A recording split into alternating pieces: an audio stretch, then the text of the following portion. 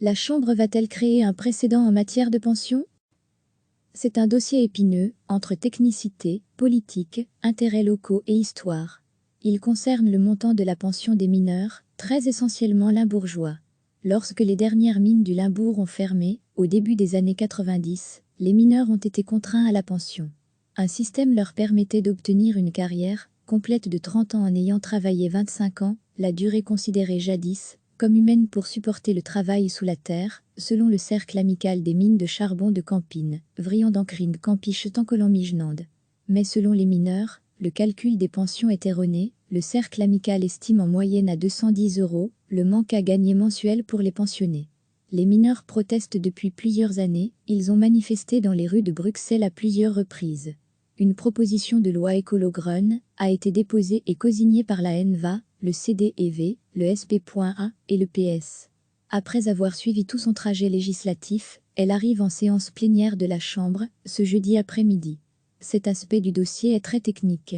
Un arrêté royal de 1967 relatif à la pension de retraite et de survie des travailleurs salariés a prévu qu'un mineur qui a travaillé durant 30 ans au fond des mines de houille peut obtenir la pension quel que soit son âge, lit-on, dans la proposition de loi écolo-green.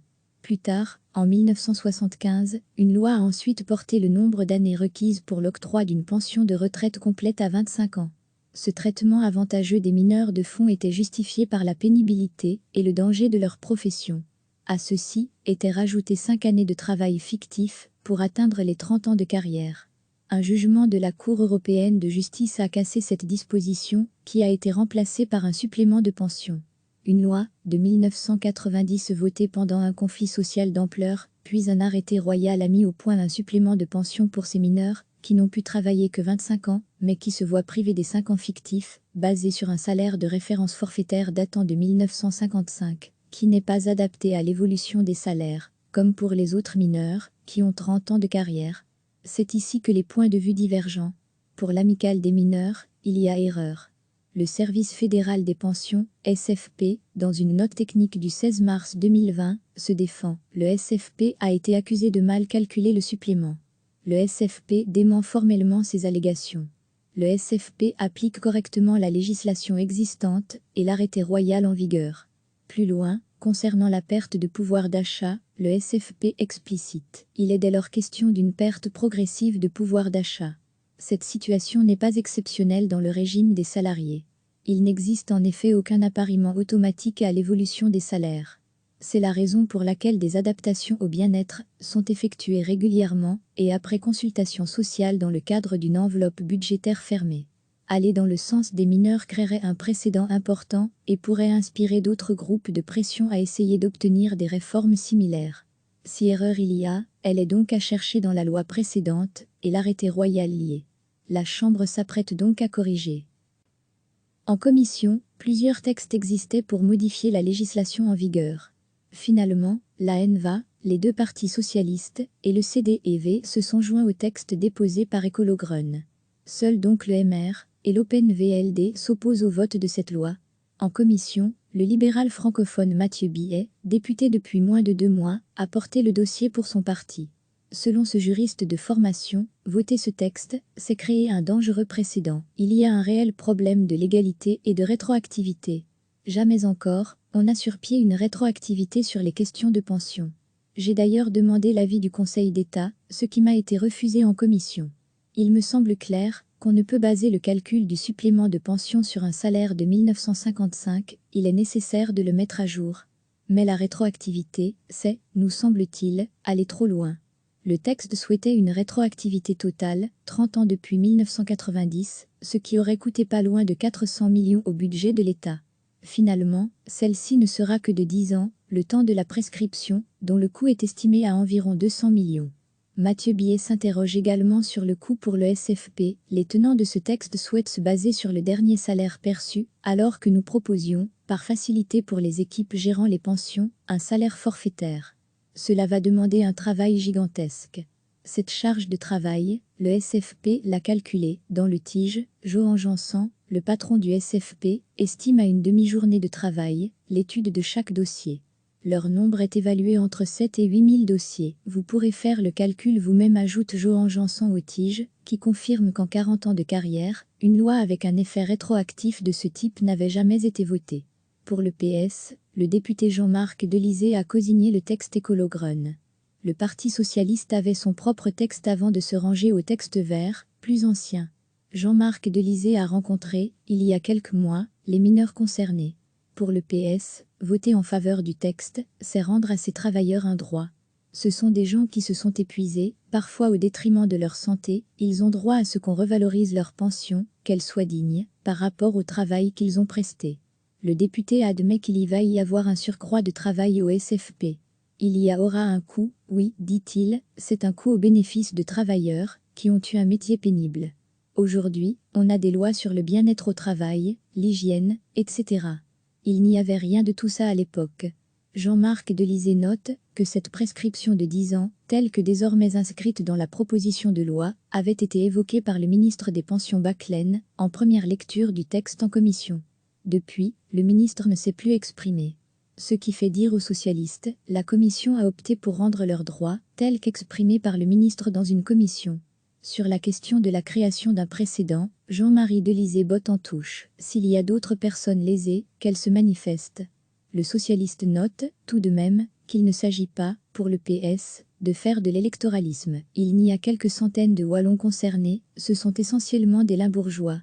Nous, au PS, nous sommes dans une optique fédérale. Nous n'avons aucune voix à gagner dans ce dossier. Si nous avions estimé que ce n'était pas une mesure juste, nous n'aurions pas soutenu. Reste, comme l'écrit le Tige, qu'il y a un sentiment limbourgeois dans ce dossier. Barbara Crimé, Grun, Wouté Raskin, Enva, Myriam Kittir, SB.A, Nawal Fari, CD et V, sont tous originaires du Limbourg, et ont tous cosigné le texte. Gabi Colbindé pour le PTB soutient également ce texte. C'est une union sacrée limbourgeoise qui s'est mise en place en faveur de cette proposition de loi. Cette question est abordée en séance plénière de la Chambre ce jeudi. Le député Open VLD et ancien ministre des Pensions Vincent Van Quickenborne s'oppose au texte. Le service des pensions et les ministres des pensions précédents et actuels sont convaincus que les pensions des mineurs ont toujours été calculées correctement. À l'époque, j'ai moi aussi été confronté à leurs exigences, en tant que ministre des Pensions. Mais cette fois, leur groupe d'intérêt parvient à convaincre une majorité de partis de gauche. Cependant, ils ne peuvent pas démontrer comment les pensions ont été mal calculées. Van Quick y voit, lui aussi, un dangereux précédent. C'est une situation inhabituelle et unique dans l'histoire des pensions et un dangereux précédent se profile à l'horizon. C'est pourquoi le Conseil d'État doit pouvoir vérifier si cette proposition, et en particulier la rétroactivité, est juridiquement concluante, déclare-t-il à l'agence Belga. Pour que le Conseil d'État soit saisi, il faut le vote de 50 députés. Si la ENVA devait changer d'avis en plénière et voter en faveur d'un examen par le Conseil d'État, celui-ci pourra être saisi. Réponse en fin de journée, recevez chaque matin l'essentiel de l'actualité. C'est un dossier épineux, entre technicité, politique, intérêts locaux et histoire. Il concerne le montant de la pension des mineurs, très essentiellement limbourgeois. Lorsque les dernières mines du Limbourg ont fermé, au début des années 90, les mineurs ont été contraints à la pension. Un système leur permettait d'obtenir une carrière complète de 30 ans en ayant travaillé 25 ans, la durée considérée jadis comme humaine pour supporter le travail sous la terre, selon le cercle amical des mines de charbon de Campine, Vrion-d'Ancrine, Campiche, Tancolon-Migenande. Mais selon les mineurs, le calcul des pensions est erroné, le cercle amical estime en moyenne à 210 € le manque à gagner mensuel pour les pensionnés. Les mineurs protestent depuis plusieurs années, ils ont manifesté dans les rues de Bruxelles à plusieurs reprises. Une proposition de loi Écolo-Grun a été déposée et cosignée par la ENVA, le CD&V, le SP.A et le PS. Après avoir suivi tout son trajet législatif, elle arrive en séance plénière de la Chambre, ce jeudi après-midi. Cet aspect du dossier est très technique. Un arrêté royal de 1967 relatif à la pension de retraite et de survie des travailleurs salariés a prévu qu'un mineur qui a travaillé durant 30 ans au fond des mines de houille peut obtenir la pension quel que soit son âge, lit-on, dans la proposition de loi Écolo-Grun. Plus tard, en 1975, une loi a ensuite porté le nombre d'années requises pour l'octroi d'une pension de retraite complète à 25 ans. Ce traitement avantageux des mineurs de fond était justifié par la pénibilité et le danger de leur profession. À ceci étaient rajoutées 5 années de travail fictif pour atteindre les 30 ans de carrière. Un jugement de la Cour européenne de justice a cassé cette disposition, qui a été remplacée par un supplément de pension.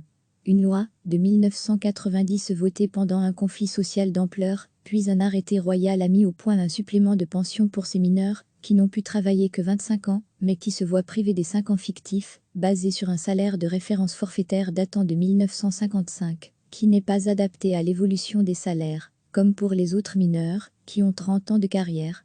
C'est ici que les points de vue divergent. Pour l'amicale des mineurs, il y a erreur. Le Service fédéral des pensions, SFP, dans une note technique du 16 mars 2020, se défend. Le SFP a été accusé de mal calculer le supplément. Le SFP dément formellement ces allégations. Le SFP applique correctement la législation existante et l'arrêté royal en vigueur. Plus loin, concernant la perte de pouvoir d'achat, le SFP explicite. Il est dès lors question d'une perte progressive de pouvoir d'achat. Cette situation n'est pas exceptionnelle dans le régime des salariés. Il n'existe en effet aucun appariement automatique à l'évolution des salaires. C'est la raison pour laquelle des adaptations au bien-être sont effectuées régulièrement et après consultation sociale dans le cadre d'une enveloppe budgétaire fermée. Aller dans le sens des mineurs créerait un précédent important et pourrait inspirer d'autres groupes de pression à essayer d'obtenir des réformes similaires. Si erreur il y a, elle est donc à chercher dans la loi précédente et l'arrêté royal lié. La Chambre s'apprête donc à corriger. En commission, plusieurs textes existaient pour modifier la législation en vigueur. Finalement, la NVA, les deux partis socialistes et le CDEV se sont joints au texte déposé par Écolo-Grun. Seul donc le MR et l'OPN-VLD s'opposent au vote de cette loi. En commission, le libéral francophone Mathieu Billet, député depuis moins de 2 mois, a porté le dossier pour son parti. Selon ce juriste de formation, voter ce texte, c'est créer un dangereux précédent. Il y a un réel problème de légalité et de rétroactivité.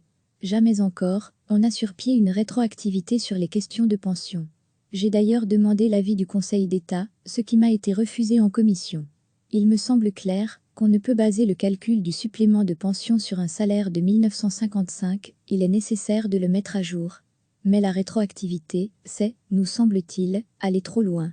Le texte souhaitait une rétroactivité totale, 30 ans depuis 1990, ce qui aurait coûté pas loin de 400 millions au budget de l'État. Finalement, celle-ci ne sera que de 10 ans, le temps de la prescription, dont le coût est estimé à environ 200 millions. Mathieu Billet s'interroge également sur le coût pour le SFP. Les tenants de ce texte souhaitent se baser sur le dernier salaire perçu, alors que nous proposions, par facilité pour les équipes gérant les pensions, un salaire forfaitaire. Cela va demander un travail gigantesque. Cette charge de travail, le SFP l'a calculée. Dans le Tige, Johan Jansan, le patron du SFP, estime à une demi-journée de travail l'étude de chaque dossier. Leur nombre est évalué entre 7 et 8 000 dossiers. Vous pourrez faire le calcul vous-même, ajoute Johan Jansan au Tige, qui confirme qu'en 40 ans de carrière, une loi avec un effet rétroactif de ce type n'avait jamais été votée. Pour le PS, le député Jean-Marc Delisée a cosigné le texte Écolo-Grun. Le Parti socialiste avait son propre texte avant de se ranger au texte vert, plus ancien. Jean-Marc Delisée a rencontré, il y a quelques mois, les mineurs concernés. Pour le PS, voter en faveur du texte, c'est rendre à ces travailleurs un droit. Ce sont des gens qui se sont épuisés, parfois au détriment de leur santé, ils ont droit à ce qu'on revalorise leur pension, qu'elle soit digne, par rapport au travail qu'ils ont presté. Le député admet qu'il y va y avoir un surcroît de travail au SFP. Il y aura un coût, oui, dit-il, c'est un coût au bénéfice de travailleurs qui ont eu un métier pénible. Aujourd'hui, on a des lois sur le bien-être au travail, l'hygiène, etc. Il n'y avait rien de tout ça à l'époque.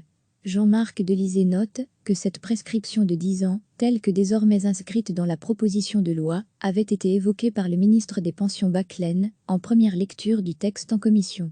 Depuis, le ministre ne s'est plus exprimé.